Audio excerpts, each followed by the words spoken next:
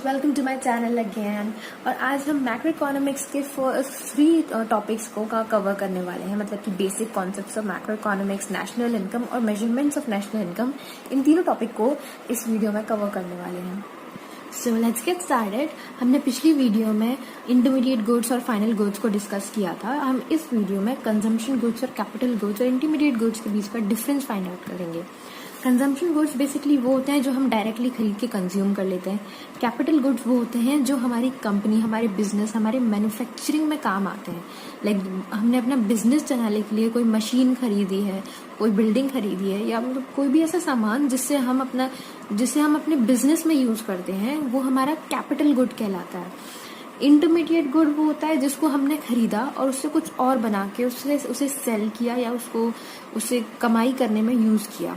तो यहाँ 3-4 एग्जाम्पल्स हैं। लाइक कार है। कार एक प्रोडक्ट, सेम प्रोडक्ट है, उसको अलग अलग तरीके से यूज किया है तो वो अलग अलग गुड बन गया है। लाइक कार को अगर हमने खरीदा अपने घर के अपनी जरूरतों के पर्पस के लिए, हाउस होल्ड के लिए खरीदा, तो वो कंजम्पशन गुड बन गया। जब किसी ने कार खरीदी और उसकी टैक्सी बना दी और उससे वो ड्राइवर बन गया, तो वो कैपिटल गुड हो गया। क्यों? क्योंकि वो अपने बिजनेस में कार को यूज कर रहा है। इंटरमीडिएट गुड क्या है? इंटरमीडिएट गुड के इसका एग्जाम्पल है कि गवर्नमेंट ने कुछ व्हीकल्स खरीदे, कुछ कार्स खरीदी, फिर उसको मिलिट्री में यूज किया। अब यहाँ क्या हो रहा है, कार ही बिजनेस बन गया है और इंटरमीडिएट गुड में कार्स की वजह से बिजनेस हो रहा है। मतलब कि अगर इंटरमीडिएट गुड सिर्फ एक जरिया बनता है और यहाँ पे हमारा बिजनेस उसी गुड से चलता है, तो इन दोनों के बीच ये फर्क है। लाइक अब क्लोथ पर जाएं तो क्लोथ हमने डायरेक्टली खरीद के पहन लिया, कंजम्पशन गुड हो गया।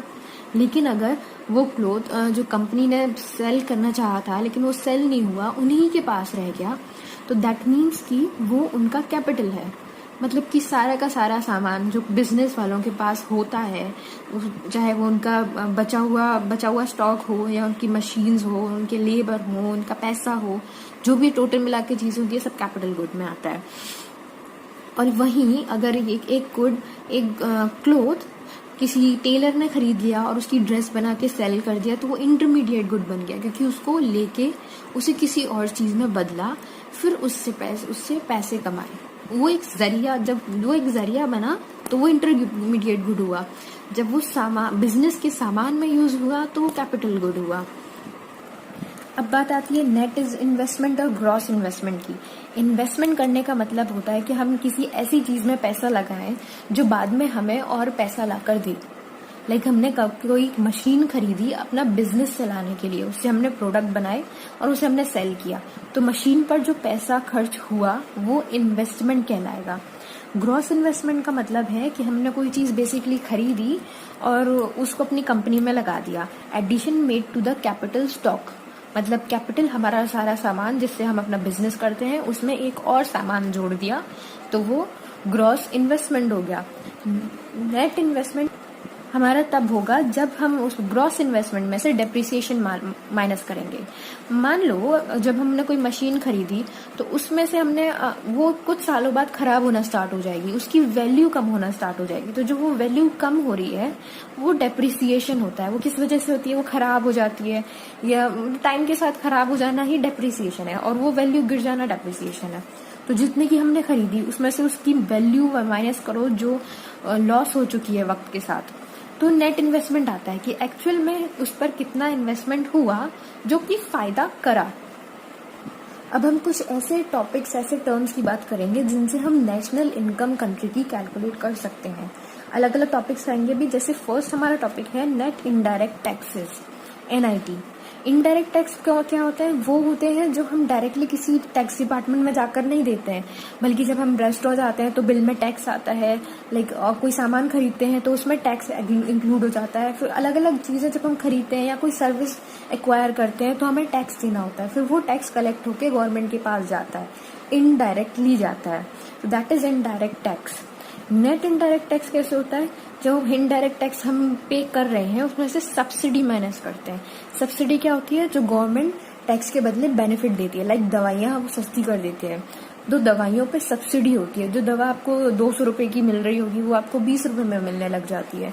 तो वो टैक्स देने का एक फायदा होता है। तो उस फायदे को हम जब माइनस करेंगे तो एक्चुअल में हमने कितना टैक्स दिया वो निकल के आएगा, net indirect tax. Indirect tax था हमारा जो हमने हम 500 रुपए का टैक्स दे के आए और कोई चीज हमें सस्ते में 200 रुपए की मिल गई। 200 रुपए की चीज मतलब वो बहुत महंगी थी लेकिन वो 200 रुपए में मिल गई, वो सस्ती मिली। तो एक्चुअल में 300 रुपए का हमारा जो था टैक्स गया है, तो हमने यहाँ पे बेनिफिट माइनस किया है। अब ये दो इम्पोर्टेंट टर्म्स हैं, फैक्टर कॉस्ट और मार्केट प्राइस।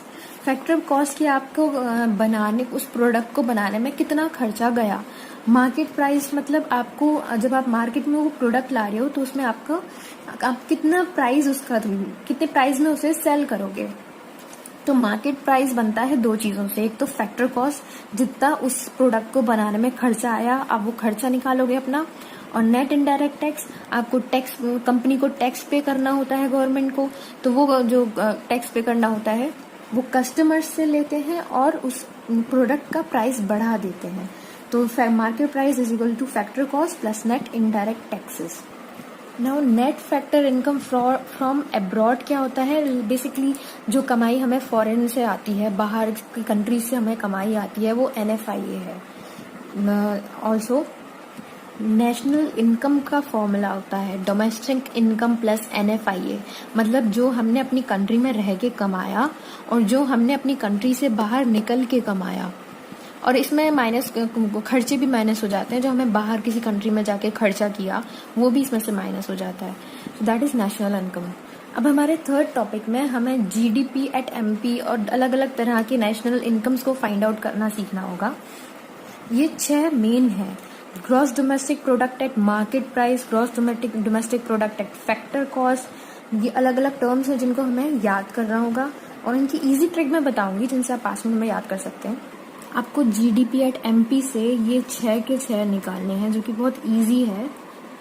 सो बेसिकली आपको किसी ग्रॉस नेशनल इनकम को नेट नेशनल इनकम में कन्वर्ट करना है तो उसमें से डेप्रिसिएशन माइनस करना होगा, जैसे हमने पहले इन्वेस्टमेंट में किया था। और मार्केट प्राइस को फैक्टर कॉस्ट में चेंज करना हो, लाइक मार्केट में क्या प्राइस चल रहा है की जगह हमारा खर्चा कितना आया था उस प्रोडक्ट को बनाने में, उस टर्म में चेंज करना हो तो हमें नेट इनडायरेक्ट टैक्स माइनस करना होगा, क्योंकि इनडायरेक्ट टैक्स हमारी मार्केट प्राइस में इंक्लूड होता है, हमारे खर्चे में नहीं होता। देन तीसरी ट्रिक हमारी है कि जब हमें डोमेस्टिक इनकम से नेशनल इनकम में कन्वर्ट करना हो तो NFIA ऐड करना होगा, क्योंकि NFIA इंटरनेशनल टर्म है, डोमेस्टिक टर्म नहीं है। तो ये 3 ट्रिक याद करने के बाद हम इन 5, ये कुछ टर्म्स हैं जो हमारी कंट्री के गुड्स के प्रोडक्शन के बारे में बताते हैं, कितने गुड्स कहाँ, कितने गुड्स कितने ईयर में प्रोड्यूस हुए। सबसे पहले हम स्टार्ट करेंगे GDP एट MP से। हर किसी का एक एक फॉर्मूला है, इन सबको हमें लाइन वाइज याद करना होगा कि किस में कौन सा फॉर्मूला आता है। बेसिक इजी है, लेकिन अगर आपको इसे इस तरह से याद करना हो तो रिमेम्बर कि स्टार्टिंग के 4 डोमेस्टिक हैं और एंड के 4 नेशनल लेवल के हैं। स्टार्टिंग के 2 आपके ग्रॉस आएंगे और लास्ट के 2 आपके नेट आएंगे, ग्रॉस और नेट, और ये चारों डोमेस्टिक होंगे। आपका फर्स्ट मार्केट प्राइस पे होगा, फिर फैक्टर कॉस्ट पे होगा, फिर मार्केट प्राइस पे, फिर फैक्टर कॉस्ट पे। यहाँ भी सेम है ऐसे, फर्स्ट 2 जो है वो ग्रॉस है और लास्ट 2 जो है वो नेट है। अभी एक एक करके मैं बताऊंगी ये क्या है विद देयर फॉर्मूला। तो सबसे पहले हमने इसका सबसे अलग फॉर्मूला है जो सबसे बेसिक हमेशा चलेगा और आपको हमेशा याद रखना होगा, GDP एट MP, कि एक कंट्री में कितने गुड्स प्रोड्यूस हुए एक किसी साल में या किसी एक पर्टिकुलर टाइम में, वो पता चलेगा हमें C plus I plus G X minus M। ये बेसिक फॉर्मूला है जो हमेशा याद रखने की जरूरत है। C मतलब कंट्री में कितना कंजम्पशन हुआ, I मतलब कंट्री में कितना इन्वेस्टमेंट हुआ, G मतलब गवर्नमेंट ने कितना एक्सपेंडिचर किया, X मतलब एक्सपोर्ट कितना हुआ, माइनस M मतलब इम्पोर्ट कितना हुआ।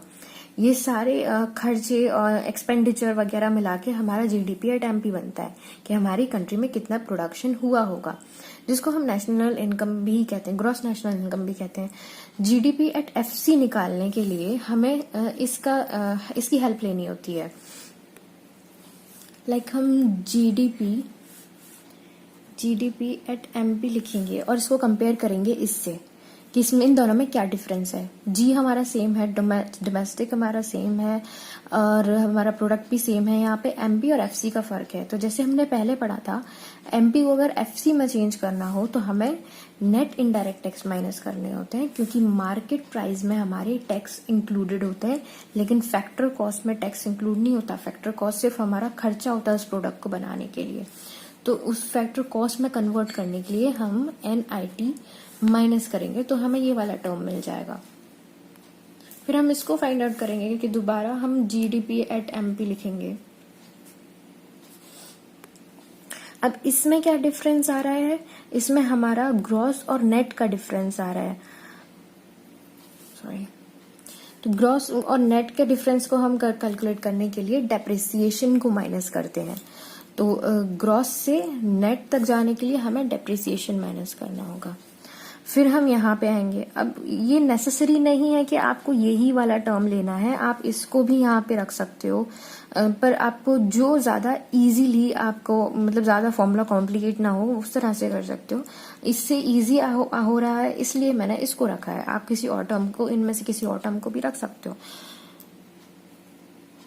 And the other thing is आप इसको मैंने दोबारा लिया। अब यहाँ पे क्या डिफरेंस है, यहाँ पे ग्रॉस और नेशनल का डिफरेंस है, यहाँ पे डोमेस्टिक का नहीं है। इन दो चीजों का डिफरेंस है। तो ग्रॉस से नेशनल पर जाने के लिए हम डेप्रिसिएशन माइनस करेंगे, एमपी से एफसी पे जाने के लिए हम एनआईटी माइनस करेंगे।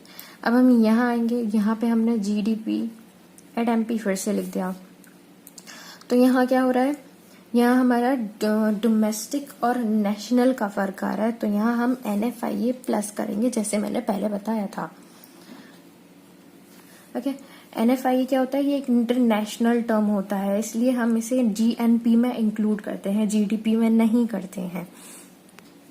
अब जैसे कि मैंने आपको बताया था कि आप जीडीपी एट एमपी भी ले सकते हो, आप कोई और टर्म भी ले सकते हो। तो लाइक अगर हम कोई और टर्म लेकर देखें, लाइक हमने ये वाला टर्म लेकर देखा जीएनपी एट एमपी, तो इसमें हमारा क्या डिफरेंस आएगा, जीएनपी ग्रॉस नेशनल, हमारा यहाँ एक चीज का डिफरेंस आएगा। एमपी को हमें कन्वर्ट करना है एफसी में, तो जाहिर है एमपी को हमें कन्वर्ट करना हो एफसी में, तो हम एनआईटी माइनस करते हैं। हम अगर यहाँ पे जीडीपी एट एमपी लेते तो भी हम इसको सॉल्व कर सकते थे। तब हमारे डिफरेंस दो आते, तब हमारे डिफरेंस डोमेस्टिक और नेशनल का आता और एमपी और एफसी का आता, और हम वही सब चीजें इसमें ऐड और माइनस वगैरह करते। इसी तरह से हमारा ये भी आएगा।